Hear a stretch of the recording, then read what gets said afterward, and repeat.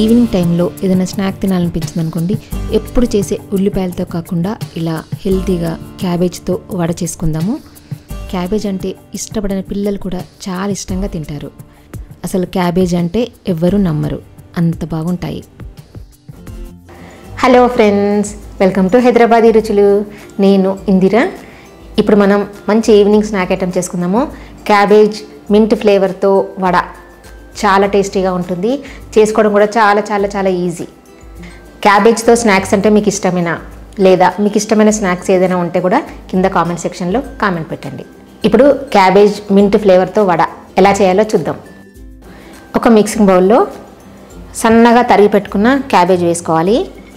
కావాలనుకుంటే సన్నగా పొడవుగా కూడా తరుక్కోవచ్చు. పిల్లలు పెద్దగా ఇష్టపడరు కదా, అందుకని నేను కొంచెం సన్నగా తరుక్కున్నాను. దీంట్లో ఒక ఉల్లిపాయ పొడవుగా కట్ చేసుకొని వేసుకోవాలి. దీంట్లో ఒక 2 పచ్చిమిర్చి ముక్కలు చేసుకొని వేసుకోవాలి. మన కారాన్ని బట్టి వేసుకోవచ్చు. 1/2 టీ స్పూన్ కారం పొడి, 3/4 టీ స్పూన్ లేదా టేస్ట్ తగినంత సాల్ట్ వేసుకోవాలి. 1/2 టీ స్పూన్ పసుపు, 1/2 టీ స్పూన్ ధనియాల పొడి, 1/2 టీ స్పూన్ అల్లం వెల్లుల్లి పేస్ట్. ఇవన్నీ వేసుకొని బాగా కలుపుకోవాలి. బాగా పిసుకుంటూ కలుపుకోవాలి, ఎందుకంటే మనం ఇందులో వాటర్ వేసుకోము. ఇంకా ఈ వాటర్తోనే పిండి కలుపుకోవాలి.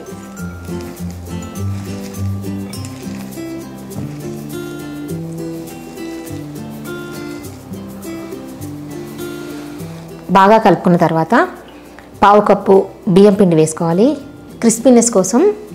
తర్వాత దాదాపుగా 3/4 కప్పు శనగపిండి వేసుకుంటున్నాను.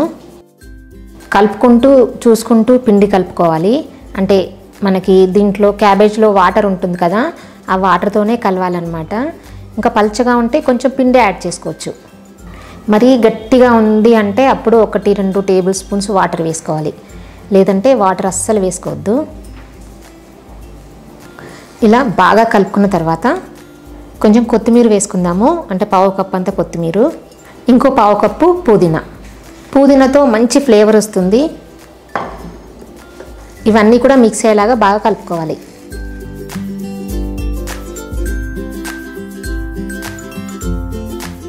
టేస్ట్ సరి చూసుకోవాలి. ఇంకా కారం కానీ సాల్ట్ కానీ కావాలనుకుంటే యాడ్ చేసుకోవచ్చు. ఇదిగో చూడండి, కలుపుతూ ఉంటే ఎంత మెత్తగా అయిపోయిందో.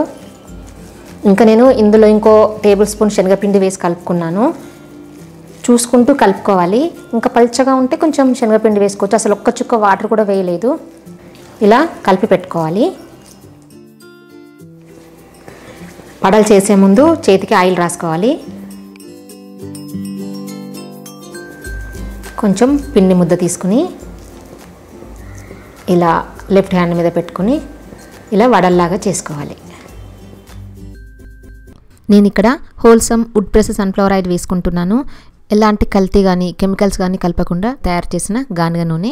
మీకు కూడా కల్తీ లేని ఆయిల్ కావాలనుకుంటే wholesameindia.comలో ఆర్డర్ పెట్టండి, లేదా 9459458855 వాట్సాప్ నెంబర్కి మెసేజ్ చేయండి. ఆయిల్ బాగా వేడెక్కిన తర్వాత స్టవ్ మీడియం ఫ్లేమ్లో పెట్టుకుని వేసుకోవాలి.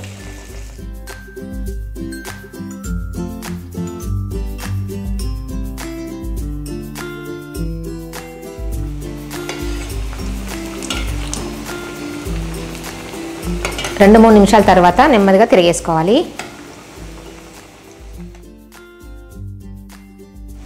ఇలా తిరిగేసుకుంటూ 2 వైపులా లైట్ బ్రౌన్ కలర్ వచ్చే వరకు ఫ్రై చేసుకోవాలి.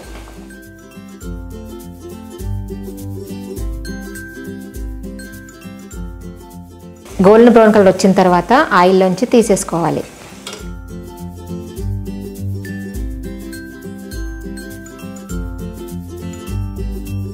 అంతే, చూసారు కదా ఎంత ఈజీగా ఎంత టేస్టీగా ప్రిపేర్ చేసుకున్నామో. చాలా చాలా చాలా టేస్టీగా ఉంది. పైన క్రంచీగా లోపల సాఫ్ట్గా చాలా చాలా చాలా టేస్టీగా ఉన్నాయి. ఇలాగే తినేసేయచ్చు, లేదు అనుకుంటే కొంచెం టమాటో సాస్తో కూడా తినొచ్చు.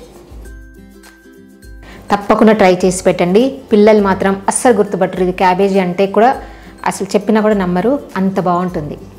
నచ్చిందా? నచ్చిందని అనుకుంటున్నాను. ఈ వీడియో నచ్చినట్టయితే కింద లైక్ బటన్ కనిపిస్తుంది కదా, ప్రెస్ చేసి ఫ్రెండ్స్ అందరికీ షేర్ చేయండి.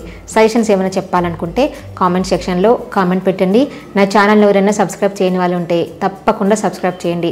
కొత్త వీడియో నోటిఫికేషన్స్ కోసం పక్కనున్న బెల్ బటన్ని క్లిక్ చేయడం అస్సలు మర్చిపోవద్దు. Thank you for watching. హోల్సమ్లో ఓన్లీ సన్ఫ్లవర్ ఆయిలే కాదు, గ్రౌండ్నట్ ఆయిల్, పల్లి నూనె, నువ్వుల నూనె, సాఫ్లవర్ ఆయిల్, కోకోనట్ ఆయిల్ కూడా దొరుకుతాయి.